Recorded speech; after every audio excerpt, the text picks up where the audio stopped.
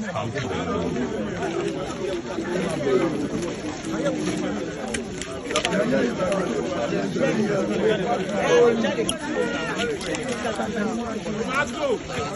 go now, make way. Let's go at your back. Go.